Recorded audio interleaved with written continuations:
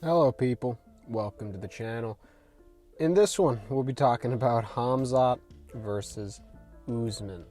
Formerly Hamzat versus Paulo Costa, but we know Paulo Costa got a pretty vicious staph infection, had to pull out of the fight, or the doctors pulled him out of the fight, we don't really know.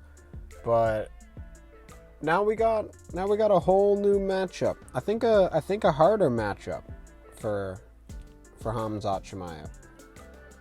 I really do. I think it'll be a little bit tougher. I think Kamaru Usman is far more skilled than Paulo Costa. Definitely not as big. Definitely not as opposing physically. But Kamaru Usman is no slouch physically. But anyways, let's get into talking about this fight. Let's start this off with the Nigerian Nightmare Kamaru Usman. 20-3 in MMA. He was undefeated in the UFC before, Leon Edwards head kicked him in the face, and then he lost again to Leon Edwards. So he's 1-2 in his last 3 fights. One of the greatest welterweight champions of all time. I know on the slideshow I said one of the greatest welterweight championships of all time, but one of the greatest, probably the second best welterweight of all time. I know, is it Dana White says he's the greatest, or is it Joe Rogan? Who says he's the greatest welterweight of all time? It's GSP, it's not Kamaru Usman. But anyways, making his middleweight debut in this fight, coming up a weight class. Now, Kamaru is a big welterweight, so I think he was eyeing a spot in middleweight for a while. But at welterweight, I mean, he has good striking, good power. I mean, we've seen what he did to Masvidal. He has strong takedown defense and offense. I mean, we know he's a wrestler. Great cardio. The CEO of EPO.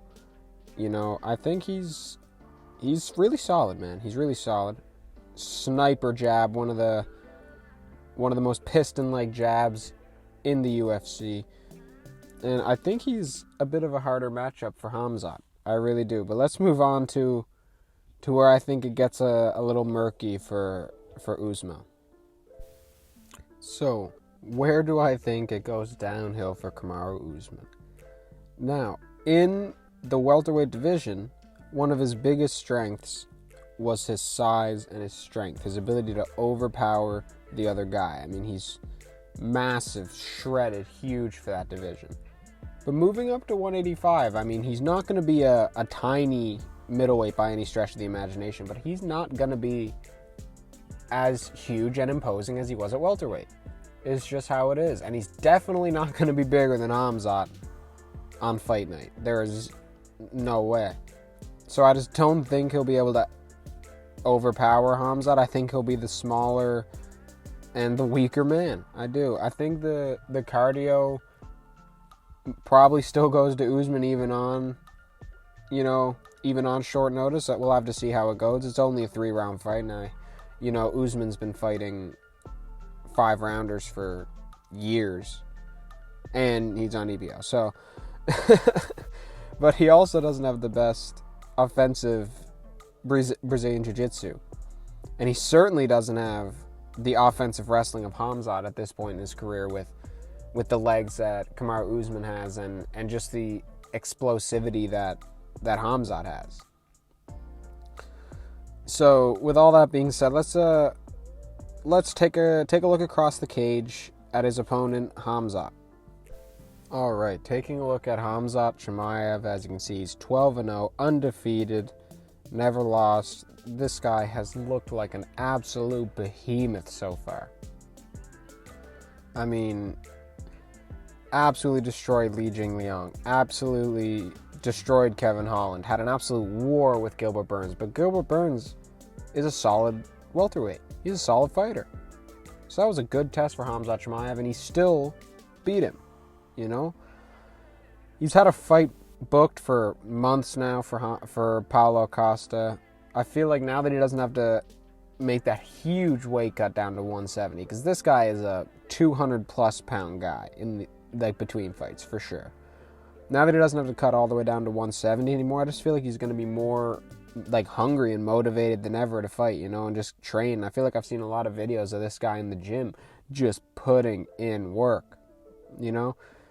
I think he has the better striking, the faster and, you know, more powerful striking over Kamaru Usman right now. I think he's the better wrestler right now. He definitely has the better offensive submission game. And, you know, I just see Hamzat as the stronger, faster, more primed fighter going into fight week. And I mean, I can already hear it now, you know, no shit, it's 11 days notice for Kamaru Usman. But even on a full training camp at 185, I would still favor Hamzat Chimaev for those reasons. But now let's get on to my official prediction for the fight. I think right now, at this point in their career, Hamzat has the edge almost everywhere in the octagon. I think he will get the better of Usman on the feet, as well as in the clinch up against the cage and in the grappling.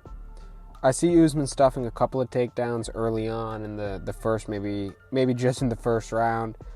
I see him having some success with his jab. He has a really good jab. I can see him popping Hamzat a couple of times. But eventually, I think early in the second round, he will get taken down. I can see him getting pushed up over the fence and maybe just getting dragged down, you know, and getting his back taken.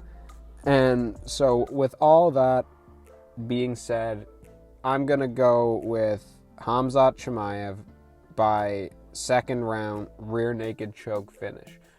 Another solid submission win by Hamzat. I think this, even though Usman, you know, isn't in the middleweight division, I still think this primes Hamzat for a top 5 ranking for sure.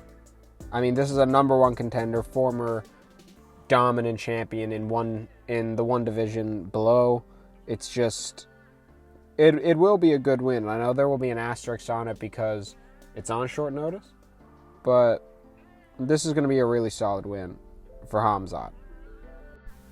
Yeah, guys, with all that being said, let me know what you guys think will happen in this fight in the comments. Check out some of the other videos on my channel. Subscribe if you love MMA. And thank you guys so much for watching. Now, go slip.